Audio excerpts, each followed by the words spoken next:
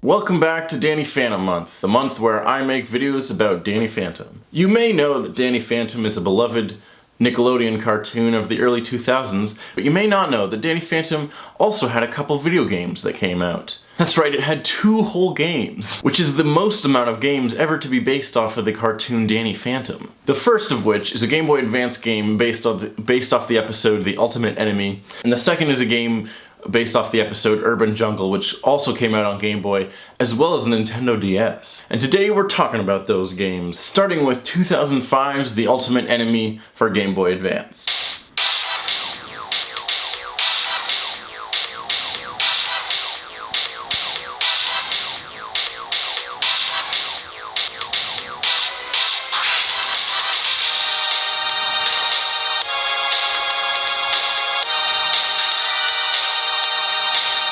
Fuck yeah. The Ultimate Enemy is based off the 2-part Danny Phantom episode where he has to fight an evil version of himself from the future. It's a really fun episode and a great episode to adapt for a game. The game is a side-scrolling beat-em-up, very much like an old arcade game, only much more simplified. The game starts off in the future and you actually get to play as the evil version of Danny, and it's really fun and a cool way to start the game. One of the things I really like about this opening is that you get to start the game basically in God mode, with all of the powers that you will eventually unlock already at your disposal.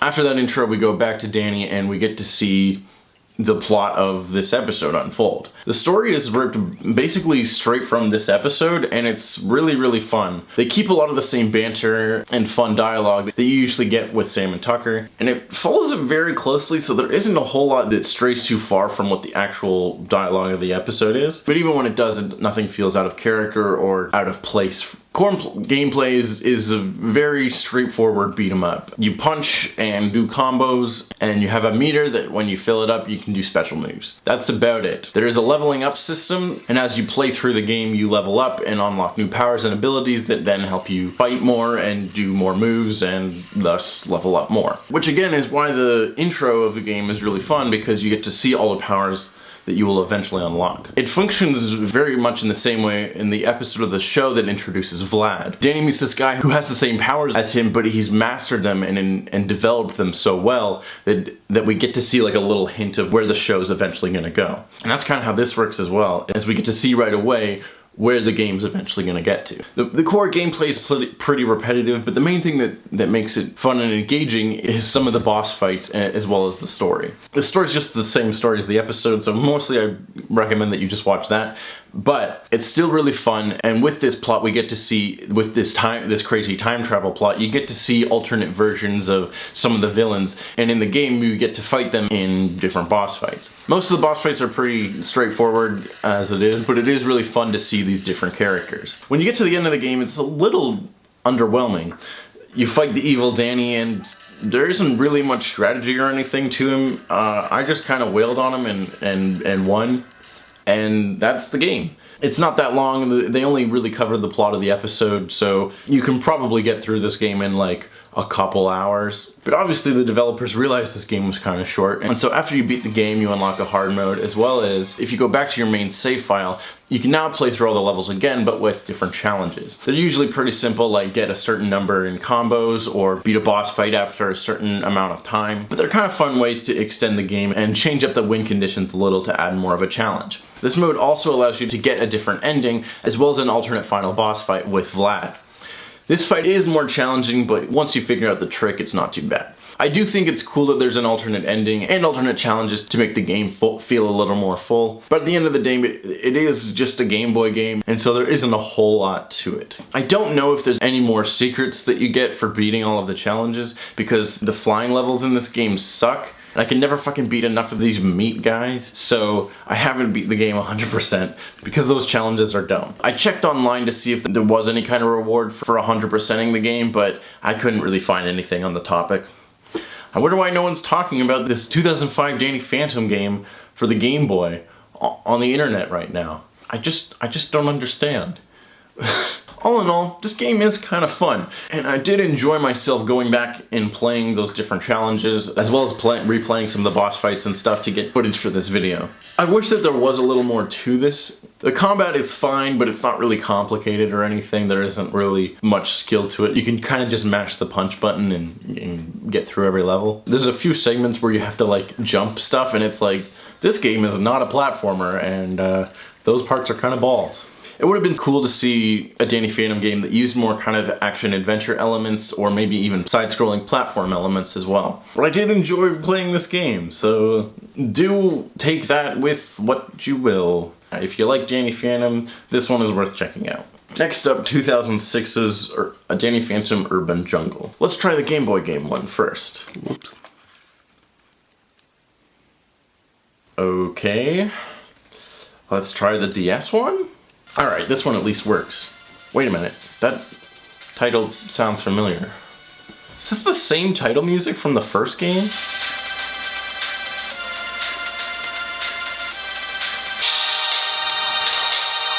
Jeez, alright. Well, anyways. This one is a game. Instead of doing a beat 'em up thing from that the first game did, this one is just kind of a shooter game. Kind of like the flying levels from the first game if they didn't completely suck. It's basically just like a Galaga clone, or if you're from my generation, a Super Balloon Monkey clone. This game is not really anything special. You shoot things, it's a fly shooty game. They recycle a lot of the same ghost enemy designs from the first game, which feels kind of lazy. As well as the writing of the story is not good. It loosely follows the story of the episode Urban Planet, which is from season 3, so it's not a good episode.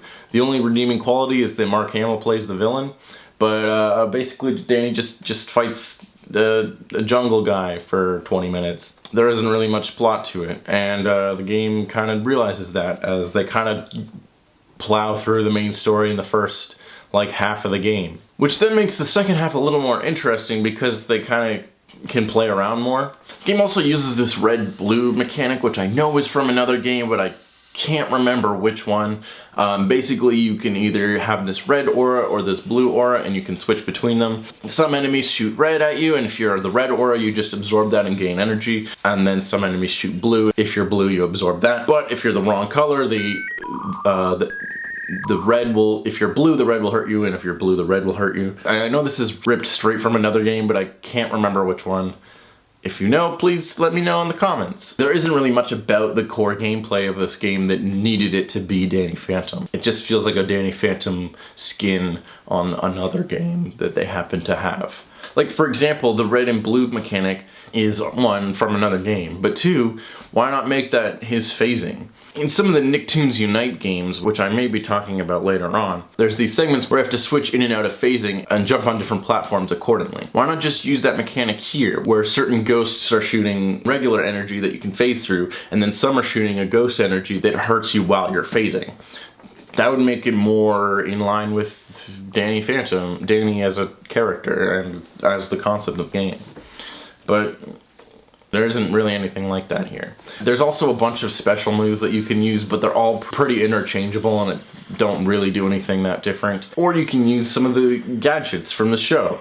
All of these suck, so don't bother. In the second half of the game, you travel to the Ghost Zone and the Phantom Flyer, and the game attempts 3D graphics, bad as it sounds for a DS game. In these segments, it's basically like a Star Fox game where it's a rail shooter, but you're from the front instead of from the side, and now you're able to move around sort of in 3D. The D-pad makes these segments super duper clunky, but at least it shakes up the gameplay a bit, and it kind of feels like what a Star Fox game might have looked like if they ever tried one on the DS. No, I don't think Command counts. There's this one part where you fight Youngblood's pirate ship that's kind of fun, but most of the time the screen just kind of looks like this.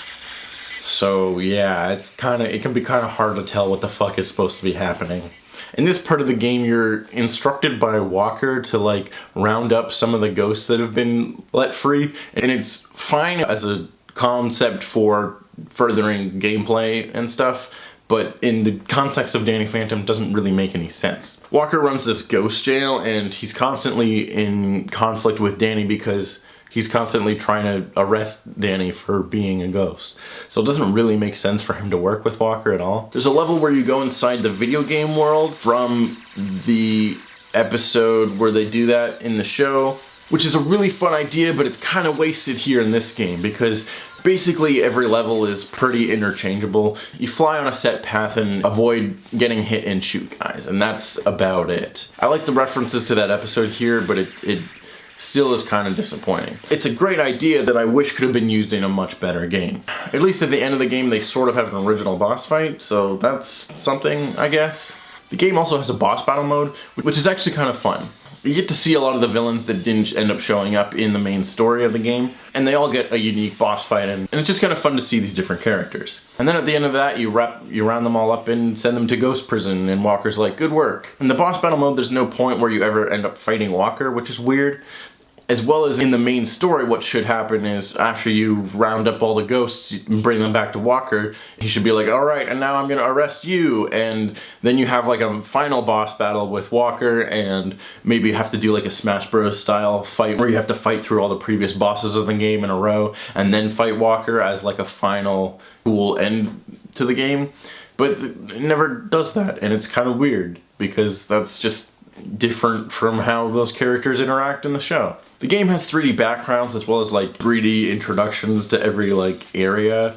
I like how the graphics translate the 2D world of the show to a semi-3D environment where it's like almost kind of cel-shaded but not exactly that. But at the end of the day, the levels don't matter because there's like so much shit happening on screen that you don't really pay that much attention to them. Plus they're all pretty straightforward and don't change up the core gameplay other than what the background looks like. So it just kind of feels like a letdown. So yeah, at the end of the day, I don't think I can really recommend this game. There isn't really anything about the core gameplay that causes it to need to be Danny Phantom. There are a lot of good ideas here that I wish just were executed better in a more kind of streamlined way that made sense for Danny Phantom as a character, as well as actually use that world and those characters in an interesting way. All in all, I still had fun with the game. This one's still really short. I was able to play through the entire thing again in like a couple hours just to get footage again for this video, and it didn't really feel like a slog. The game moves pretty fast, and it's not overly frustrating or anything. I remember there being a Flash game based off of Urban Jungle, and I was able to find it. It still exists online. This game is not good, as most old Flash games are, but I really like that they kept the art style from the show and were able to use it in the game. But I feel like there could have been a really great Danny Phantom game if they really just tried a little harder. Ultimate Enemy has a lot of great elements, as well as using the story from an already good episode, as well as some of the concepts and themes from the series into the gameplay, like seeing a character early on that has the same powers as you, but leveled up all the way, and then in the back of the player's mind, that works as a goal to work towards. Where Urban Jungle just kind of has things happen, although you do get to explore more aspects of the Danny Phantom world that would be cool to see explored in a way that actually changes up the core gameplay a little more. One thing I do really appreciate about these games is that the 2D graphics really fall in line with the animation style of the show. I just would have liked to see more elements of Danny as a character fleshed out more into a full-ish game. I think if you did something a lot like the Arkham games, where you have a plot about all of the villains getting loose and you're having to round them up, and as well as like adventuring through different levels, sort of like how one can be related to the internet world of like Technus and stuff like that, and then you can have a different level for the Ghost Zone and stuff like that, as well as introduce some of the puzzle platform elements from some of the Nicktoons games. I think there really could have been a really solid Danny Phantom game if they really wanted to make one. But all in all, I'm really glad that these games do exist, and I did have a good time playing them. Definitely check out Ultimate Enemy if you're a fan of Danny Phantom. You can usually find these games online for relatively cheap. Not as easily as you can find the old Nicktoons games, but we'll get to that very soon. So yeah, that about wraps things up. But as you may recall, there were other Nickelodeon games that featured Danny Phantom, and we'll be talking about those very soon. There is new Danny Phantom content on this channel every Tuesday, Wednesday, Thursday, Friday, and Saturday this month of October 2019. So please come back and check out more videos that are coming out. Subscribe, hit the bell, however all that shit works, I don't know. One last thing that I thought was interesting is the Urban Jungle DS game came with this little booklet of like other Nickelodeon games that are coming out. around the time that this game was released, so that's fun. And yeah, we'll have another full-length video like this next Saturday, so please stay tuned for more Danny Phantom.